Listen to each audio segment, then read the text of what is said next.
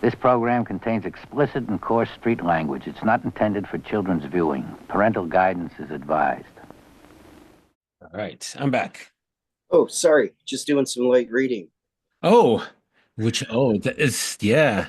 Pull that up again. Nice. Isn't that great? I didn't know they had a Gremlins book. I found it the other day. There's an yeah. actual Gremlins novel. Yeah. Yeah, is that one of your favorites? Oh, well, currently reading that and a little James Joyce. So, whatever. Oh. What is it? Celine. You know, I'm revisiting that, a little Journey to the End of the Night, Death on the Installment Plan combo type thing. I'm a big reader. I love reading. That's my idea of a good time. Yeah.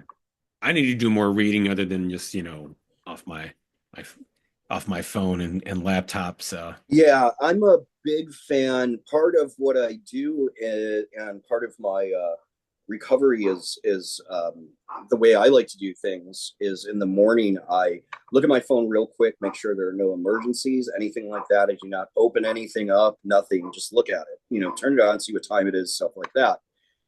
And then I put the phone down, and for 30 minutes, I practice mindfulness and meditation and do that. And I just absolute quiet, no television, nothing, maybe some light music, maybe a little Brian Eno, something like that. And, just kind of relax and clear my head and get that positive, gratitude.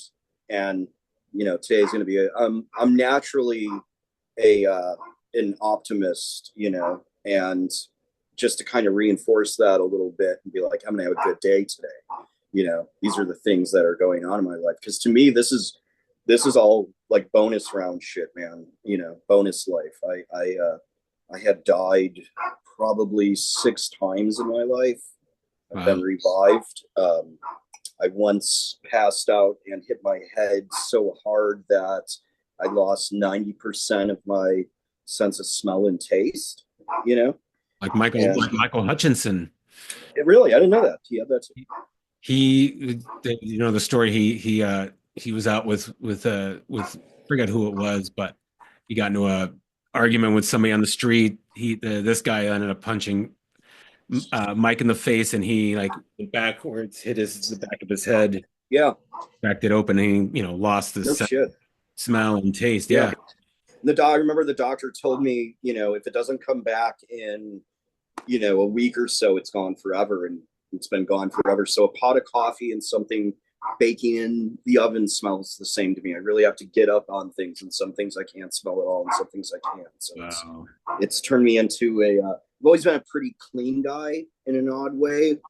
My body is clean, but I'll put on, a dirty shirt or always change the delicates, man, the unmentionables, the underoos, Sure. But yes. Put on a dirty t-shirt, whatever. Doesn't make sense, but I call them dainty. That's my dainties, yeah. Put on your unmentionables. Put them on. Would you like to come over to my house and have some dainties? I don't exercise. Don't put me down. I can't sleep because of you. That's why I've got these valises under my eyes. I'm in love with you, Myron X. My name is Rufus. I don't care what your name is. You're my man. I'm not your man. Yes, you are. I'm not your man, and I never will be. Yes. Hit him up. Yeah. So, starting in the morning, and I have always, been kind of anti-phone. I think I was the last guy in my friend group to get a phone. I hate phones. I've gone weeks without a phone because I just don't care. For some reason, I have a bad luck with them too. I'll drop them, break them, all sorts of stuff. They don't work for me. And recently I went, I think 3 months without a phone. And everyone thought that I relapsed because that would be one of the things that I would do was toss my phone. And I was just like, I just don't care. You guys know how to get a phone. Yeah. Not a big deal. Yeah. No. Fuck technology. I mean, in some ways, it's good. Obviously, the power of technology to talk to you. Absolutely, there's some really good things about it. There's some really horrifying. I believe the horrifying beats out the good. That's just my opinion. Or it's being used that way. However you want to look at it. Not a huge fan. No, and you kind of hit it there about being an optimist, because obviously we are in a very, very dark ass time, or dark Yes. are coming, and we are in it. So Yeah, and it's getting scarier now, with all the things this Jagoff is doing. You know, which is a very Chicago word, Jagoff. I live in Tulsa now, and nobody's ever heard Jagoff. They say jack off. I don't know what that is. Well, there's jack off, but then who you calling a jack? Who's a jack? Yeah, right. It's his name, Jack. Yeah, he's a Jagoff. JAGOFF. And so I'm going to shift a little bit, but yeah, you were saying how much you miss Chicago, and I was Jagoff. How about Bags? Get it out of the bag. Get the Bags. Everyone makes fun of me because we elongate our vowels. Mm-hmm. You know, it's not a they say down here it's a mattress. We say mattress. You know, it's a mattress. Bags. You know, all of that shit. Yeah. But what are the things you miss about Chicago? There's a lot. Tulsa is a very strange place. It's too fucking hot here. That's my biggest complaint. It's disgusting here. Yeah. But Tulsa is a very blue city in a very oppressive red state. So Tulsa itself is really fucking cool. There's good people down here, stuff like that, but it's still a small southern town. So the weather fucking sucks, number one. I miss the culture of Chicago, and I miss the accessibility that you get in Chicago. Here you can explore Tulsa in 2 days. You've pretty much seen everything. If you're really digging deep, maybe 3 days.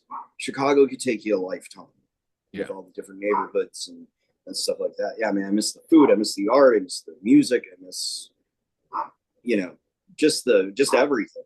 Yeah. I miss it a lot. I get really homesick when the seasons change here, it seems. Yeah. Right. Yeah. I mean, it's been, definitely it's been super cold here, but I mean, I can't imagine like year round. Just. Yeah. And the music scene here is decent. There's a lot of really good bands in Tulsa. I did 2 projects while I was down here. I did one called the Renactment Actors Guild, which is like a 4-song kind of deal where we made stupid videos and stuff.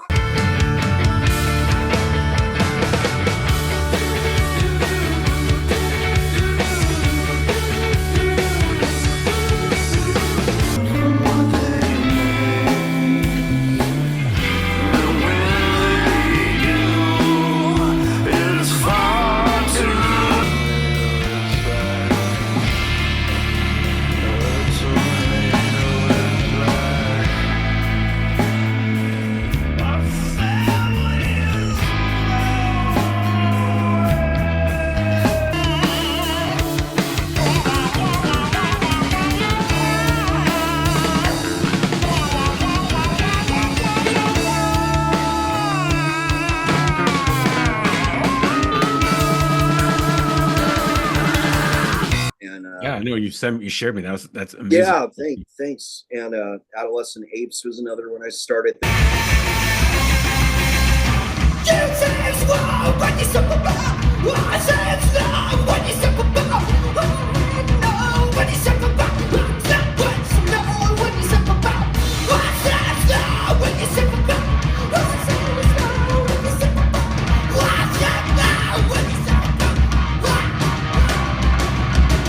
Music scene down here again there's a lot of really good music in Tulsa. We have the Cain's Ballroom, which is one of the best rooms that I've ever heard music in.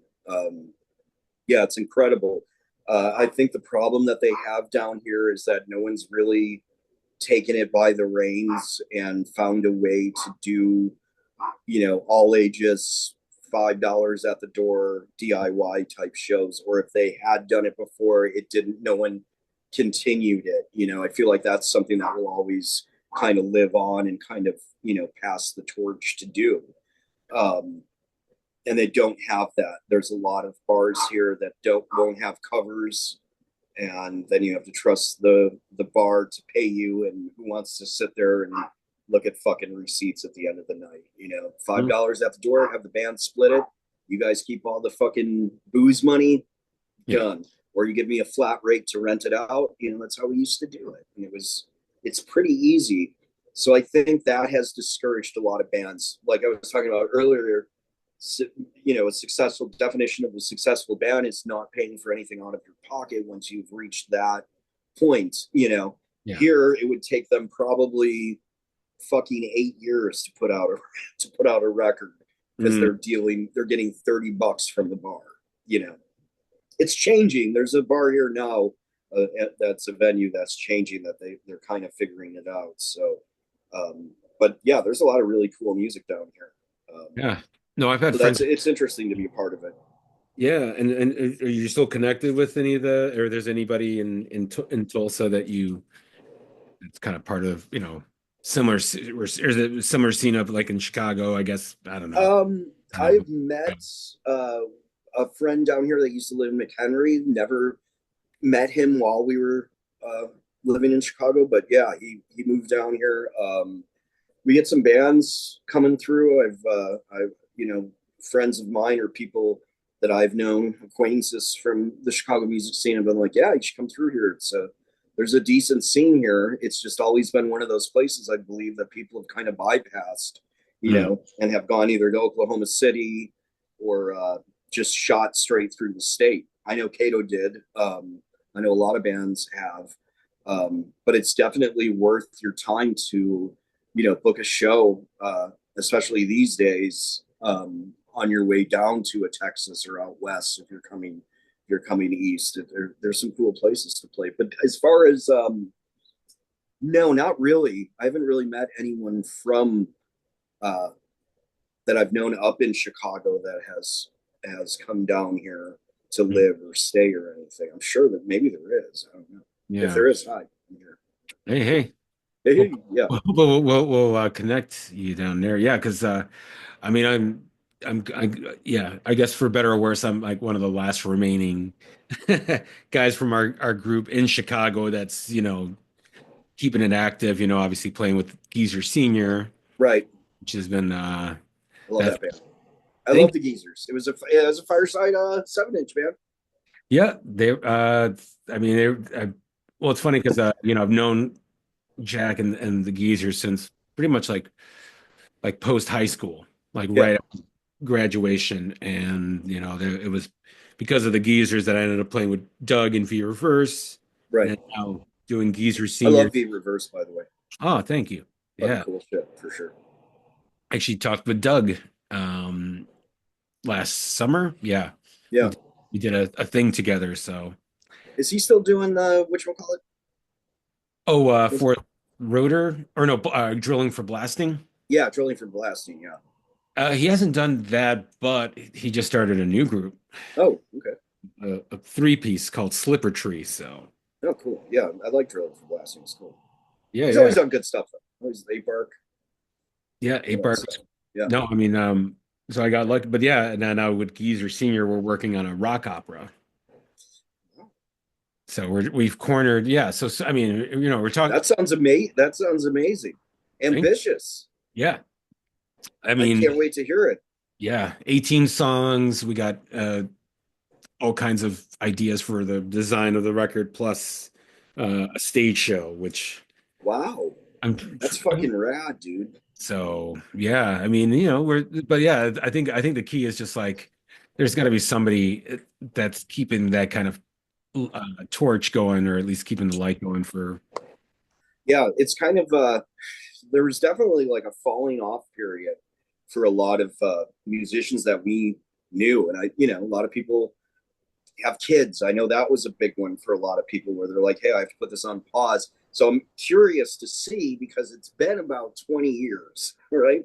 I'm curious to see if anyone's going to kind of come back to it. And I feel like that's going to happen. I think there's going to be some kind of resurgence with this. Either people have had kids, they're going to school, where their careers were fucking sobering up, and something may come from that, because a lot of people that I've talked to have just started doing stuff again, and they've been away from it for a while. So, and I'm working on solo stuff right now too. So I'm, with a little bit that I've done here in Tulsa, now I'm just concentrating on my own thing, which I will bring players into basically I'm like, hey, I wrote this stuff.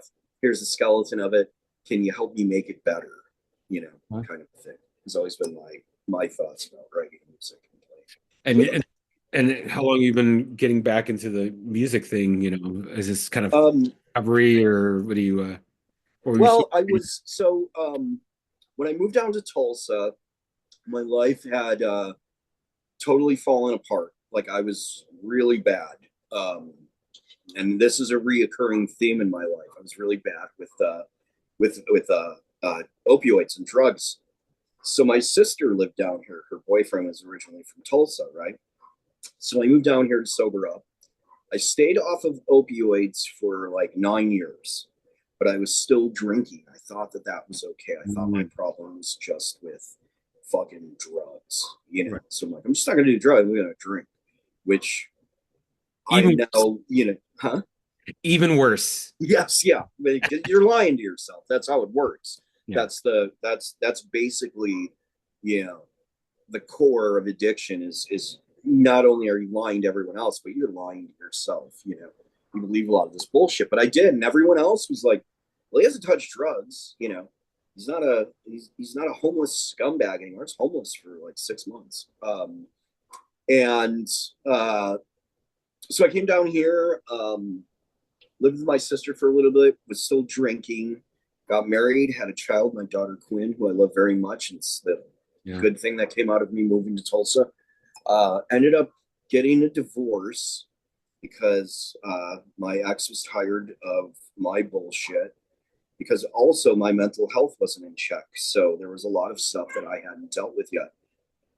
And I was drinking more and more, and she was like, fuck this. And you know, God bless her. She's a great lady. We're still friends today. We're co-parenting, all that good stuff. And she's been really supportive of me when she could have, you know, not liked me very much, kind of a thing. And then I moved into my sister's house, and her boyfriend was also a very bad alcoholic, to the point where he was suffering from alcoholic psychosis, what they used to call wet brain back in the day. And we went into the garage one day, and he was hanging in the garage. We walked in on him. He was dead in the garage, hanging there. That gave me more of an excuse to continue drinking more, which inevitably led me back to using drugs again. At my worst here in Tulsa, I was drinking a handle of vodka a day and shooting up a gram of heroin a day, if not more. That and a little fentanyl too, in there, which is, I didn't really know anything about at the time. I remember standing in the shower and shaking so bad and being sick and not knowing if I was sick from alcohol withdrawal or opioid withdrawal. And alcoholics have this thing called the keeper. And so I'm naked in the shower and I'm doing shots from the bottle, and I keep throwing them up, you know, because I'm so sick. You get the keeper is the one that you don't throw up, right? So get the keeper, you start leveling out a little bit. Then I was able to do the drugs I wanted to do. But the whole time I'm in there, I'm crying, I'm shitting all over the place, I'm pissing all over the place, standing in the shower, just miserable. I think that's a big misconception that people have about alcoholics and addicts, is that we're having a good time doing it. We're not. It's fucking awful. Can't tell you how many times I prayed that I would die and not wake up. And then a day later, after that, I remember after that, it was around Christmas time, I tried swallowing 3 razor blades that you would put in box cutters. Yeah. And I'd just been on a long jag, man, and I was in really bad shape. So I was like, fuck it, I'm gonna kill myself. So I tried swallowing these and I couldn't get them down. It doesn't make sense to even try it, but when you're in that frame of mind, what does make sense? And I remember having to, like, they got caught in my throat and the roof of my mouth from biting down. I had to scissors them out, you know, using my hands, my fingers, and pull the razor blade out. And my mouth was fucked up for months after that. They would just keep, you know, the cuts and stuff and keep bursting. But a few days after that, my ex was good enough to let me FaceTime with my daughter. I couldn't see her, nor did I want to. I was not in the I was a fucking mess. This was a day-to-day thing where I was just a fucking mess. And I remember my daughter saying to me, she goes, "Hey, Dad, it bums me out that we don't hang out anymore." And I was like, you know, that's what really hit me and made me want to change. So I ended up, my family helped me get in contact with this guy, and one of his jobs is sober transport, which they'll come and pick you up and take you to a place in a sober environment. You know, no pit stops. Can we go see the guy? Can we stop at the liquor store or anything like that?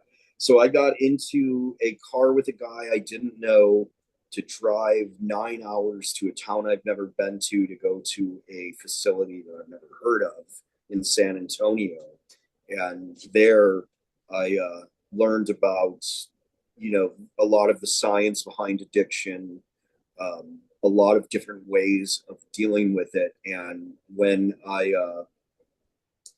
saw the anatomy of addiction and that, you know, the talk they had on that, I remember just crying because it's not just me being a monster. Something is happening to me that made me a monster. When we lack dopamine, the body craves it. And when you crave dopamine, you get into survival mode. And that leads to primal action.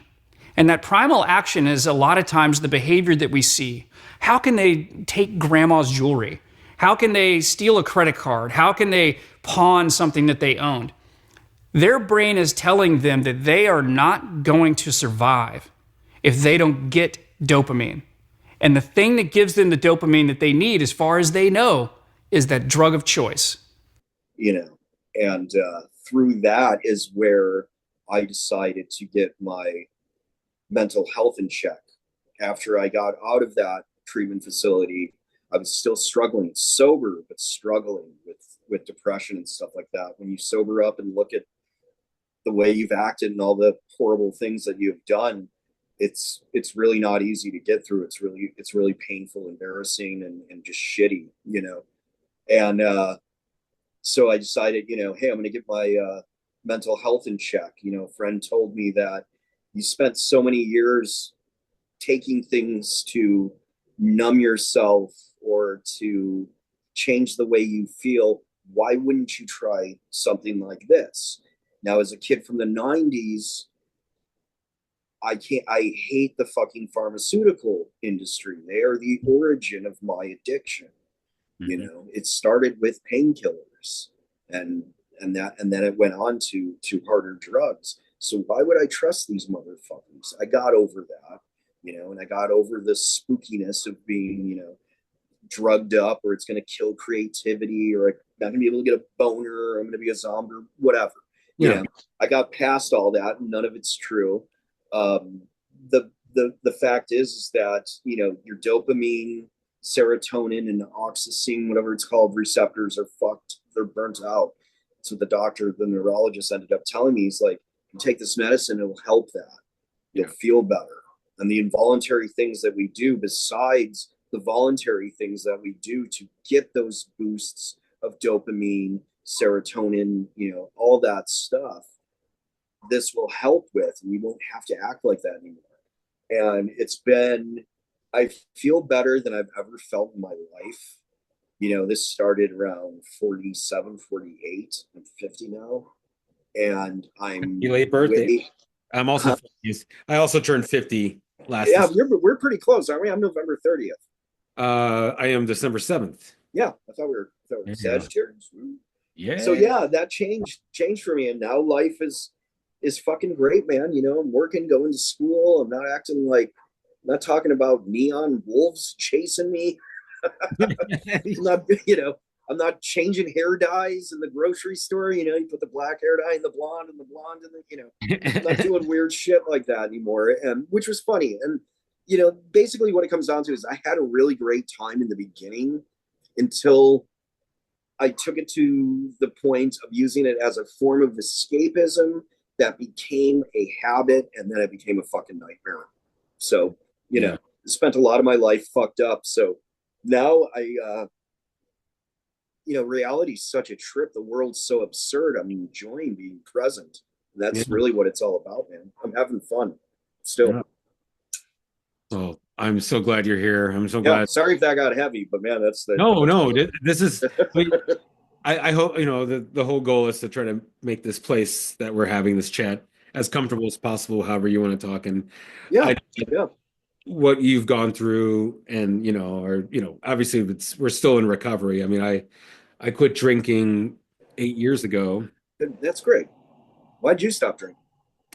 Because If you don't mind talking about it. Oh, no. And I've talked about this, but in other conversations. But long story short, I mean, I started, when I started drinking, it was a little bit later, so like 19, 21. So, and even then it was more just like socially and fun and everything. Right. And yeah, until I was like my mid to late 30s when pretty much from the 30s on, where I was like, yeah, I was either waking up late and showing up late to work constantly because I had been drinking all night.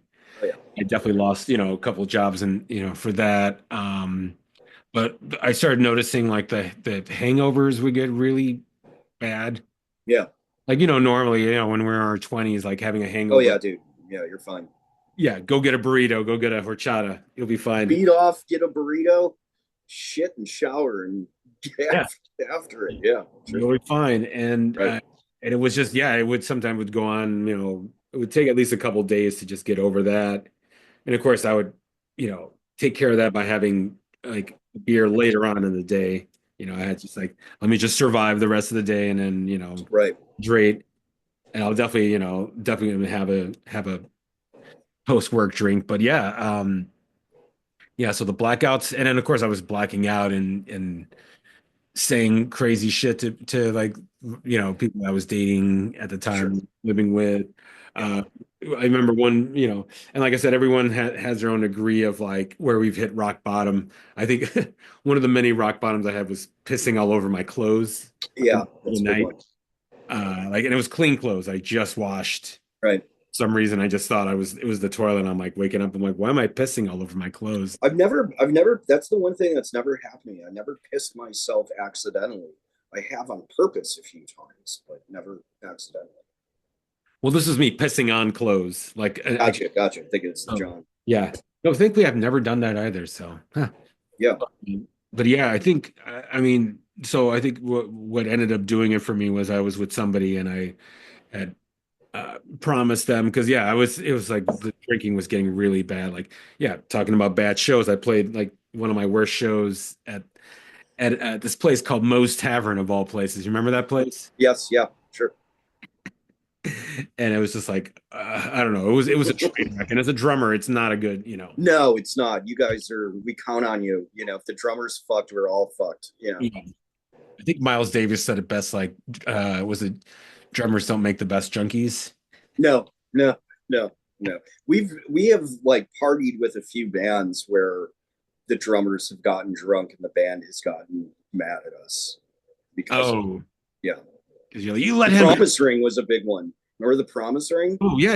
I played with Fear Reverse, played with them a few times. Yeah, we got the drummer. I can't remember his name. But they were awesome. I remember we got him so drunk he fell off his drum stool. And they were pissed off. They were like, we can't play with you guys anymore. We're like, oh, all right, man. Oh, that's funny. Yeah. Same with Ben Lee. Remember Ben Lee? Oh yeah. Yeah, we played with his band, and they're Australian, and we kept asking him things about England, because that's what you do. And we got those guys fucking hammered, and the drummer was horrible. And Ben Lee hated us, but the rest of the guys loved us. Like I have it somewhere. I don't know where it is, but like the drummer was wearing a Kato t-shirt and a Rolling Stone interview, so that was kind of cool. Oh, I'll have to look for that. But yeah. So you were the band that would get the drummer or the just whoever, Hey, those were the two drummers that I can remember. I remember Bob when he was in the Blue Meanies. He was like, "Oh, I can't hang out with you guys. I can't pregame with you guys anymore." We'd always steal his pants.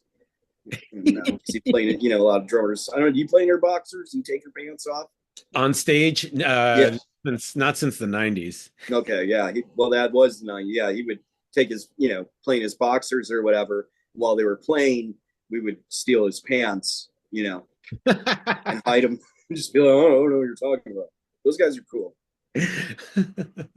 So yeah, but yeah, so yeah, I mean, that was when that was starting to be like a problem too. Like if my yeah. Actually, there was a couple shows that I was like one in particular where I was day drinking and then showed up and played at I think it was the Bottom Lounge Mm-hmm. opening for Autolux. Remember those guys? Sure, yeah. And it was the worst show, and I think it's on video somewhere. I've Thank never God. watched it.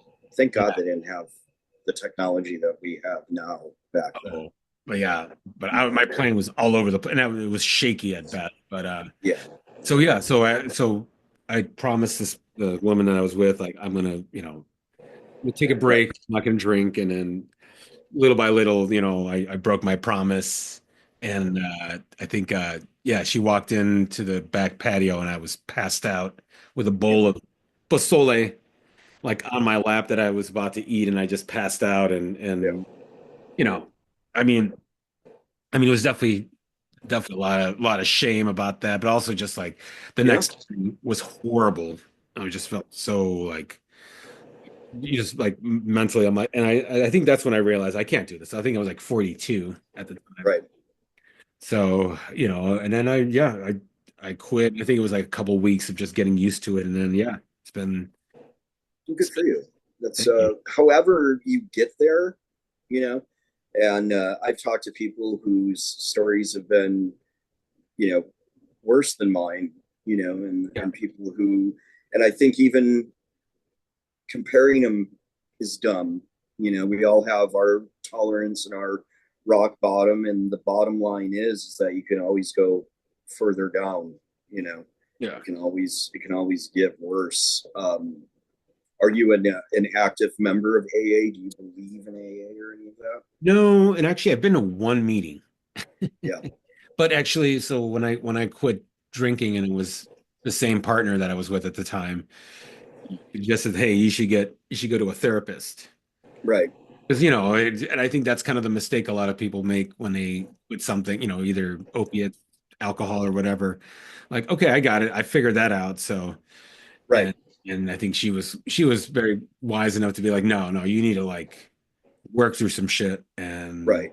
and I think that really helped me out more than anything was just, Yeah, therapy's great. I'm not for or against AA. I don't participate in it all the time. I will do certain things, but I think as punk rock kids, fierce independent thinkers, and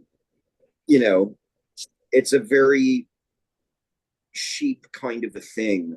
I tell people personally, because I have people ask me, hey man, it's either them themselves or family member, friend, what should they do? I always tell them, I'm like, going to AA is not a bad idea. Yeah. There's like-minded people. For me, there's a limit to it in AA. I think some people hide out in AA. Overall, I think it's a good thing. It works for a lot of people. Yeah. It's just not my thing. I have been a part of it before. Overall, I think it's a good thing. It's just not for me, and I think a lot of people who are kind of like us, like-minded, don't do well in those types of situations, Yeah. It was like the one meeting I went to was great, and everybody was super sweet to the point where like I remember I came out with all these phone numbers from people like, hey, if you ever need to talk to me. Yeah. And I felt so bad because I never called any of those people. Yeah. But it was like, it was one of those things where, yeah, I think I think through therapy and, having support from real friends, like people that you can actually, you can trust, I was able to, be able to not touch it anymore and just kind of. That's awesome. Congratulations. That's great. And I like I said, I don't have anything negative to say about AA. It's just not for me. I think it helps a lot of people, and I think it's great. And yes, you're right. They are very kind. They're really cool. And it's, I think a lot of people worry about, Is there going to be a lot of God talk? Sometimes there is, sometimes there isn't. Yeah. I've seen a lot of really funny fucking real shit at AA meetings that are unbelievable and unbelievably right on and unbelievably fucking cool and whatever. It's just not for me. Here in Tulsa, every once in a while, I have a friend who's active with it, and I'll do stuff when it comes to the Tulsa boys' home, because you look at these younger kids and you're just like, dude, you don't want to see anyone younger to follow the path that you did. Yeah. Like, if for some reason you can try to help them or whatever to see, hey, maybe this isn't the right way to go. But that's about as far as I will go. For me, it's sobriety, maintaining that, getting your mental health in check, which was really important, something that I never did before. I really thought that if I stopped these things, I would be fine, but it really came down to that. It was really that simple. Yeah. And that was the big change for me, which was fucking awesome.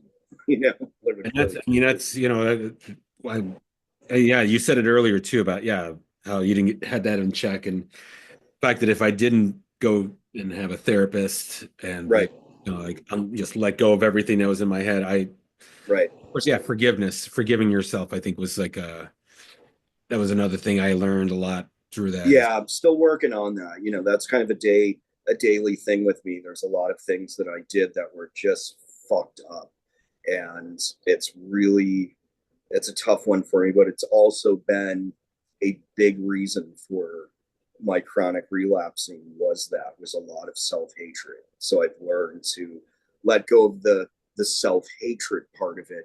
The forgiveness is kind of an ongoing process with me that I'm kind of working through slowly, as I do this. Not everything has to be conquered in one day. I think we, make that mistake too a lot, where you feel like, oh fuck, I gotta fix all this shit, and you can't, man. Yeah. Take it slow. It's going to be okay. Kind of an attitude. So that's how I look at it now, where it's going to be all right. A lot of the people that are close to me and, that are in my life and stuff like that are just happy that I'm alive. And how lucky am I, And it's amazing. There's you and a number of my friends who are in recovery, they all say the same thing. It's just just trying to enjoy, figuring out another way to operate other than doing it. I think and that's really scary when you spent, since I was 16, 17, drinking, smoking weed. I did a ton of fucking acid, like a ton of acid, hallucinogenics, and then it just kept going and going and go. So half of my life, man. Yeah. Just impaired. Yeah. Yeah. And so now, I don't have a problem. Are you smoking weed? Is that what you're doing? Oh, that's what I'm puffing. Yes. Yeah. So, I partake in that every once in a while. And I don't think there is anything wrong with, some of these assholes call it California sober, Well, yeah. Yeah. No, I've gotten into arguments. Yeah. With people.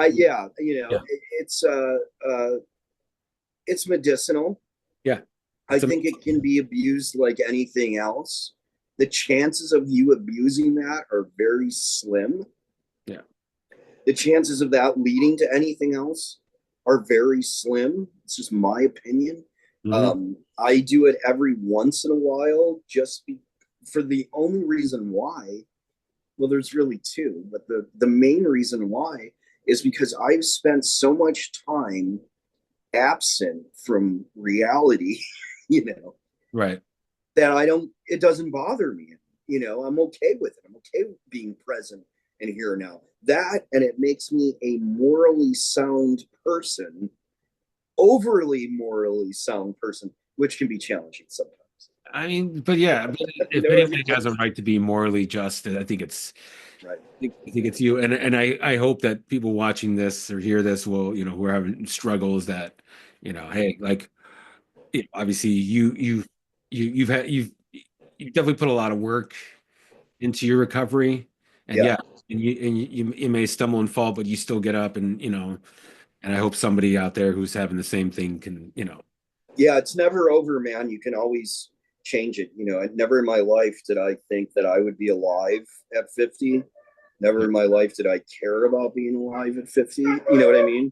And now I'm in school, working, I'm having a great time, playing music, all that stuff. Life is good. Yeah. But, Oh, you know those fucking dogs? yeah. Actually, I think Mochi, he's cocking his head a little bit. Yeah. My sister just got home and they all go crazy when she comes home. Oh, there you go. Well, I don't want to keep you too long because I know you got I know what you got going on here, but I just want to I blended with one thing I do ask a lot of my guests, but let me see, let me look it up here. I have it in my notes. Oh yeah, so I guess because we're talking about like recovery and Yep. being around people you trust, what do you look for in like a long-lasting friendship? Understanding and stability, is the are kind of big for me. And I don't mean like stability, I guess is kind of broad, it's kind of a broad thing to say, but I can't be around that, I've always been a fan of chaos and I still am a little bit, but as I've gotten older, I think a lot of it is that kindness, understanding, non-judgmental, non-Trump voting Mm-hmm. type of person. Not allowed I here. really don't think I know. I don't know if I could be friends with someone who voted. Or at least don't fucking tell me. Yeah, keep that shit to yourself and your head. Your stupid fucking hat. But yeah, long-term friendships. That's what I look for. Just kind of someone who's kind, understanding, funny, open, and stable. I need that. I can't. I don't. It's not that I can't. I choose not to. A lot of people say, back to recovery, like, oh, I can't drink anymore. It's like, yeah, you can. You can fucking drink if you just know what's going to happen if you do. Yeah. That's it. And the stability in people as well. I have lifelong friends that I talk to today and know about my journey and all that. And some of them are kooky, some of them, whatever, but they're there and they understand and they're kind and interesting, and all of that. So that's really, I think, all you could look for in as a friend is someone who's understanding, kind, loving, generous, stable, Yeah. And interesting. Yeah, you can't. Yeah, I mean, I'm glad that you say stable because that is something that, I mean, obviously we want to help out our friends as much as we can, but sometimes if that person's not able to help themselves, then it's like, right. How can you? I've had people do that to me. People who have told me before, hey man, I love you. I love you very much, but I can't watch you do this. So I'm going to love you from an arm's length away. And that's okay. I get that. And I've had to do that to people. And lots of people have had to do that to me. Yeah. I understand that. I understand that you don't want to be around that. It's not good for you. I'm always open to helping someone and talking to someone because I've done that before. As long as I see that you're trying, I'll always talk to you if you're struggling, because I understand what it's like to be alone and feel alone and not have that. But if you're not trying, then call me when you're taking it seriously, kind of a thing. Oh, yeah.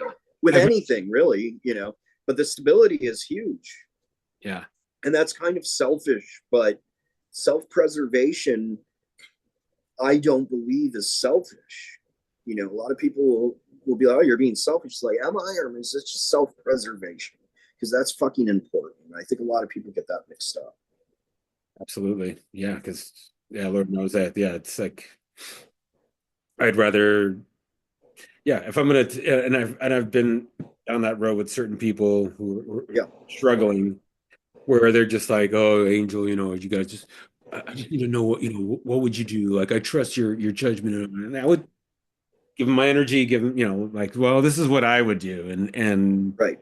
Could do the complete opposite. So I don't want to bother, but Yeah. I mean, like I said, lots of people have put up with my behaviors for a long time, and Sure. I am incredibly grateful for that. So it's really hard to not give up on somebody, you know what I mean? Yeah. And to find that line. And that goes back to what I was saying, self-preservation. Like, is this affecting you personally? Yeah. Are their problems affecting you? And if they are, maybe love them from an arm's length away. If they're not, and they're just struggling through something, you feel like you can handle that and be there for them and be a positive part, in helping them get through this. Ultimately, it comes down to them. Are you willing to do that? At this age, it gets a little bit, smaller, I guess. Oh yeah, yeah. That makes sense. What do you look for in a long-term friendship? I'm curious. Definitely just friends who are non-judgmental about who you are as a person and some Sure. and faults. I think that's a big one. Patience. Yeah. Is a massive one because obviously there's people that I'm very close to, and then over the years I've had to shorten or close my circle a little bit, but authentic people for sure. Yeah, right? definitely authentic. Yeah. And just I think patience is a big one because I generally am very patient with people. Like Yeah. even, I have friends who won't get, I'll send them a message and they won't get back to me for a while, and I won't, come on, man, where are you? Or Right, woman right, or whatever. So, right. so I always, that's something and yeah, I think, and just somebody who's kind, not only to me but to others. Absolutely. Well, yeah, especially to others. You can tell a lot from a person by the way they treat other people.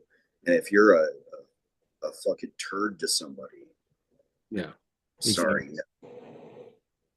Road rage is different, but just I guess, road rage, that's a case by case.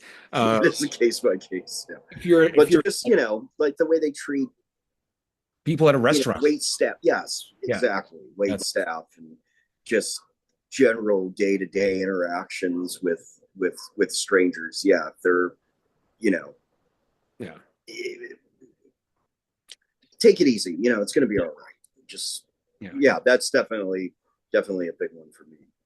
And of course, somebody has to have at least as just as good or even better taste in music and films and whatever, what have you. Although you have to be wary of, there's people like who have really great taste who are like sociopaths or like just not good people. Yeah, for sure. I mean, but I think that's the attraction. You're attracted to a person because of their tastes and interests and stuff like that. And you're like, oh man, that guy's cool. And we've all had a buddy or a friend that has turned us on to books, film, photography, music, all that stuff. And that's a core group. And it's also, to travel outside of your comfort zone and be friends with someone that you normally wouldn't have met or been friends with and strike up a friendship with people like that. And that's happened to me a lot at work, school. It's like, man, our paths probably would have never crossed unless we were brought together by this particular thing, and meeting people from other walks of life is pretty fucking cool too. No, definitely. And, you learn a lot that way too. And just if they're just be cool. That's really all I ask for. One more. And sure. This is, I'd love talking. Yeah, no, I couldn't keep talking to you for a while, but who would you say are your 5 favorite front guys? I mean, and of course, when you started, in Sidekick Kato, like who were you trying to channel? I don't know if I was trying to channel anyone because I was really here's the weird thing about me is that I had really weird stage fright.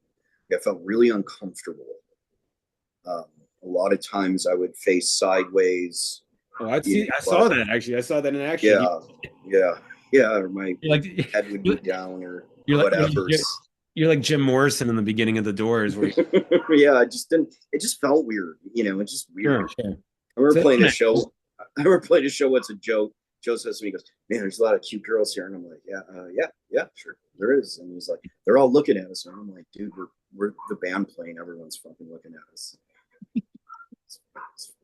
He's a good dude. Love those guys. But my 5 favorite frontmen, or ladies, maybe not necessarily inspired by them, because I don't know if I have any, because I just haven't really been inspired that way. It's a really weird thing that Kato had, where if something sounded like somebody else in our very small knowledge of music at that time, we would scrap it. So we got rid of a lot of really good songs because they sounded too much like something. But as far as front guys, like I think David Yao is awesome from the Jesus Lizard. I think he's really fun to watch.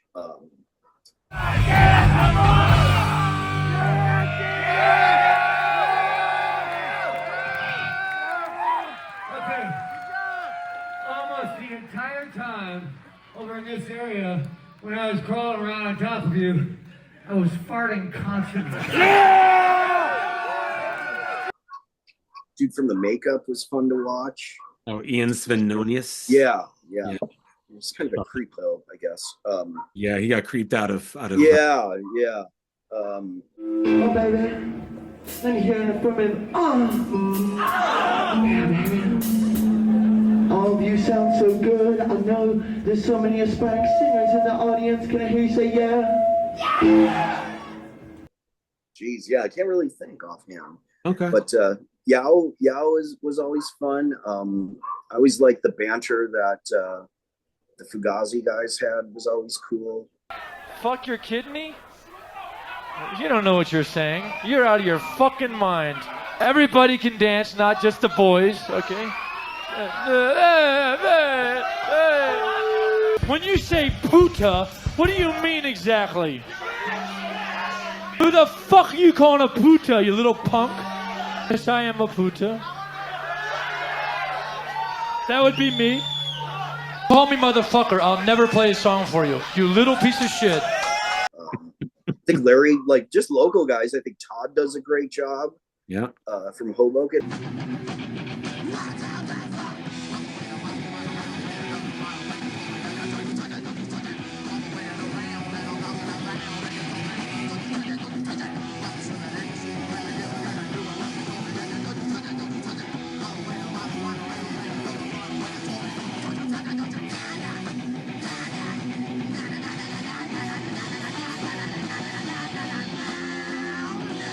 I think Timmy from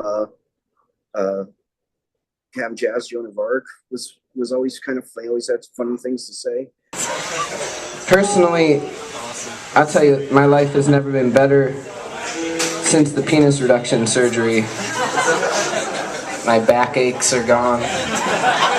But my point is... There's a chiropractic store right next door. My point is that Paul Stanley, I know some people like to drink some alcohol, but he doesn't drink. That's the sort of thing I'm saving you from if you look at the stage expecting me to say something in between songs and we're just tuning. We're just here to play music, not to say things. It fucking rocks! You're saying an awful lot right now. Yeah, well, I think we're tuned. Larry from Peg Boy was cool. He's always funny to watch live.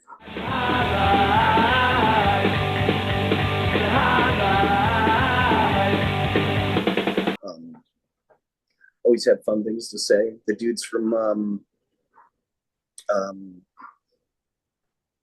at the drive-in were cool to watch live, as far as like throwing down and stuff. I'm gonna dedicate this first song to my abuelita because she's missing her fucking chanclas. This next song is one of those kind of songs that has a beginning and a middle and an end. This next song is called Technical Difficulties from the album What the Fuck Happened to My Pedal, from the era that brought you cocaine. I saw somebody throw a shoe up here. I would actually appreciate it if you threw me a chancla. If anybody knows what a chancla is, let it be known. That's kind of a chancla. That looks more like a Birkenstock. Looks like a Havaiana. Havaiana, that's not a chancla. Oh, there's a chancla right there. No, wait. This is somebody's lunch. This is pretty exciting shit right here. It's always fun. I love Guided by Voices. Robert Pollard's funny. Yeah. An old dude out there kicking ass, which is pretty cool, you know. You come out on a Monday night and you shun your responsibilities and you say fuck work, and I appreciate that. Because you can tell your fucking boss I said fuck you from me, back on. Because I don't like work, and I don't like school, and I don't like when you have to do shit you don't want to do. I just remember influence-wise, and this is going to sound really generic, but when I was a kid, the first band that I heard, not the first band that did this, but the first band that I heard that would scream and then sing was the Pixies. Everyone else was either screaming or they were singing, right? Yeah. There was no, I didn't hear much of the in-between like the Pixies had. And I remember hearing the first time I heard the Pixies when I was like 14. I was like, oh man, that guy's screaming and then he's singing all nice. It's really fucking cool, man. I really love that.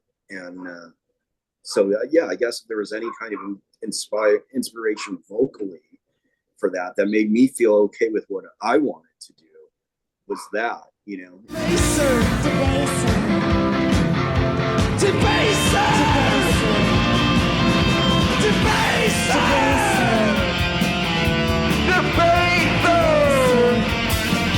And I also loved Jello Biafra, you know, when I was a kid. He was great. You know, I always thought he was really funny and unique sounding.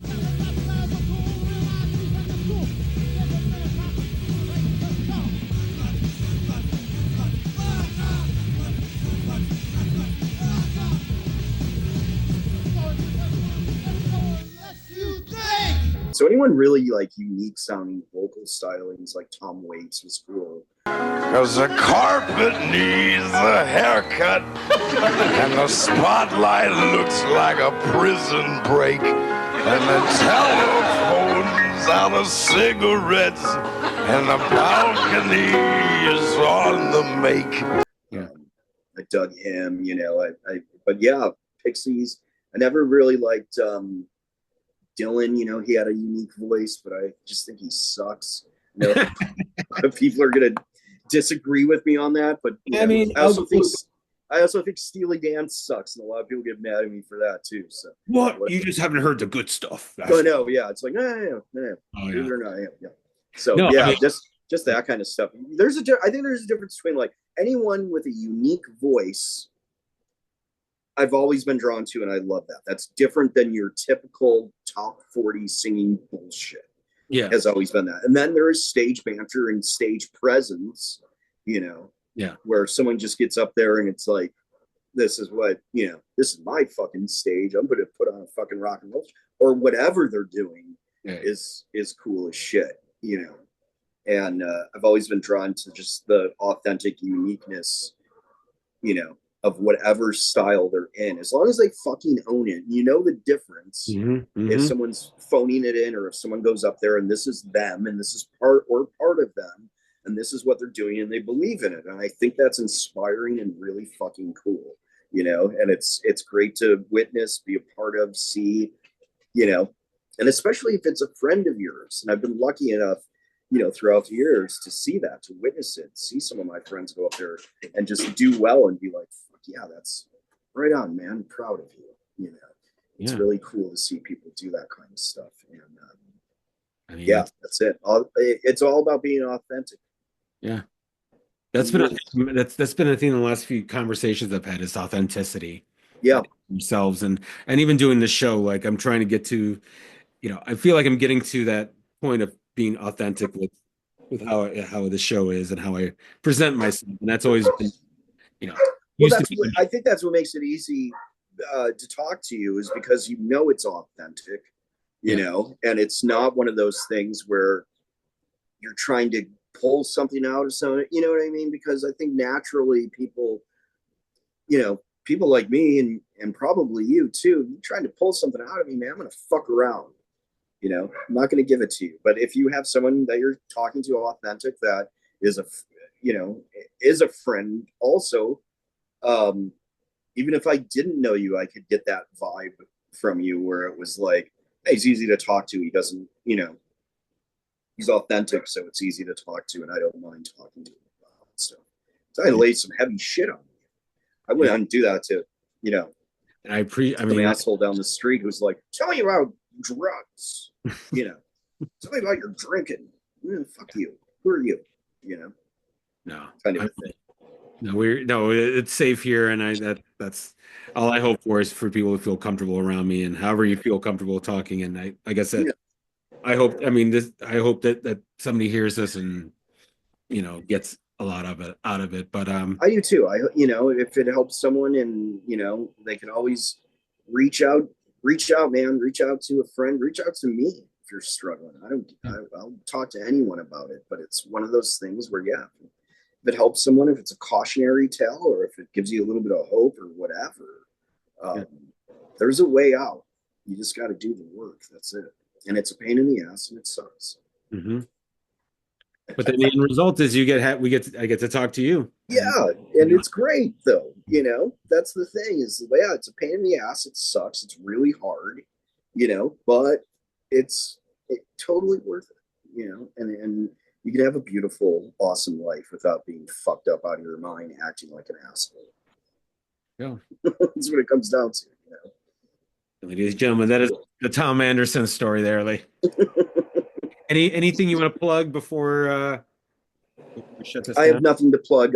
Vote Democratic in your local elections, especially with what's going on in the world today. I think more people have to get out there and vote. Man, because this is some crazy stuff. But I will have, personally, I will have a record and a book of short stories out in about 2 years. So maybe I'll come back and talk to you about that. Yeah.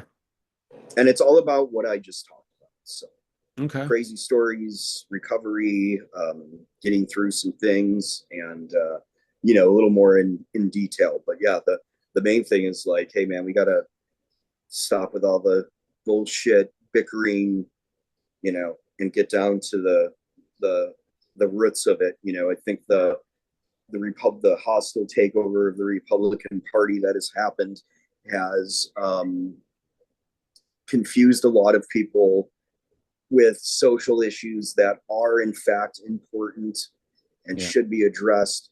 But while they have a squabbling and upset over those things, they are quietly fucking us. And we need to kind of get our shit together and then work on that stuff.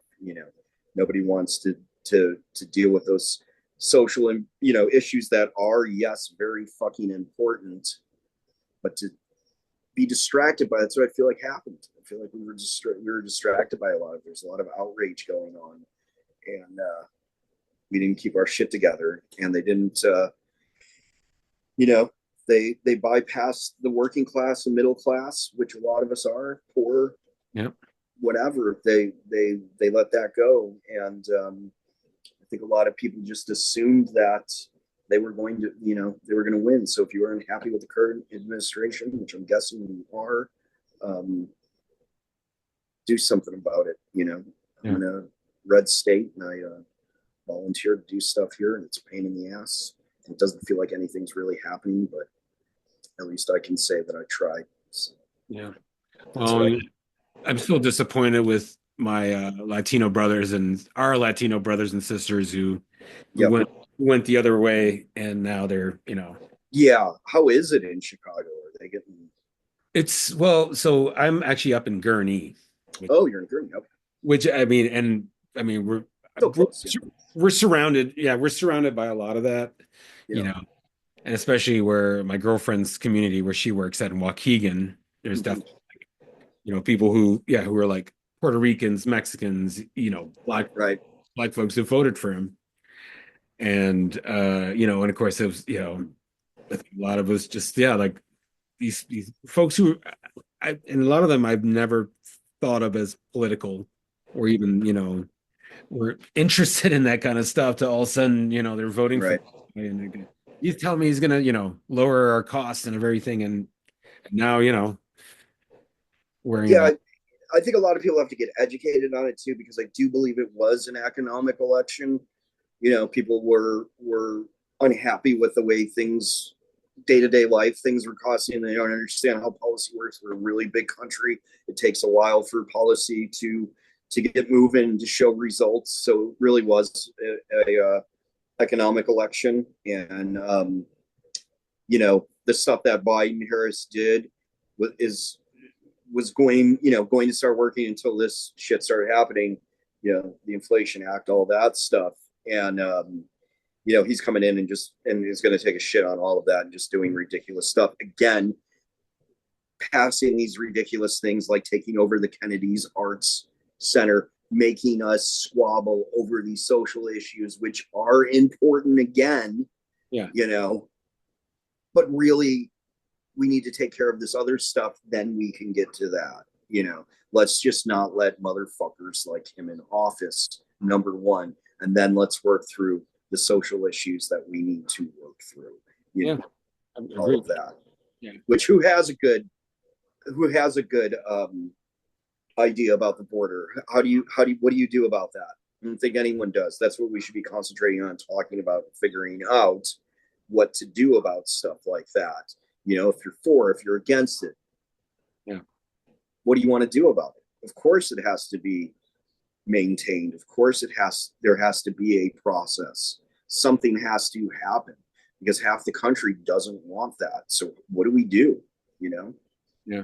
I have no idea, but that's something that we need to look at instead of his misogynistic, racist, homophobic, weird ass, everything I hate about people rolled up in one motherfucker comments about daily life. You know what I mean? Let's just make sure he doesn't get in. So yeah, it's crazy, man. I don't get it. Yeah.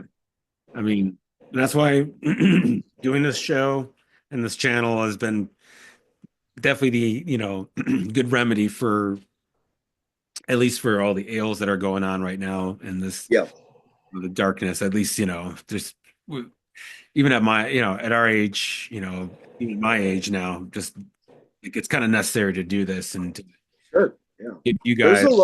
There's a light at the end of the tunnel, and no, it's not a train. Yeah. There is. It's going to be okay. We just got to actually do something. Just keep on keeping on. So get active, man. Do something about whatever's going on. That's all I have to say. And if you have a problem with drinking or drugs, fucking cut it out. If you need to talk to somebody, come talk to me, whatever. I know it's not easy, but you can do it, man. If I can do it, if I can get back from where I was to where I am now, anyone can fucking do it. I was a mess. Like, you can do it. I don't care how bad you have fucked up. Like, you can do it. Beautiful. Thank you so much. Thank you so much. I love you. I love you too, brother. Thank you for having me in. It was an honor. Yeah. And I'm just gonna pause it right now.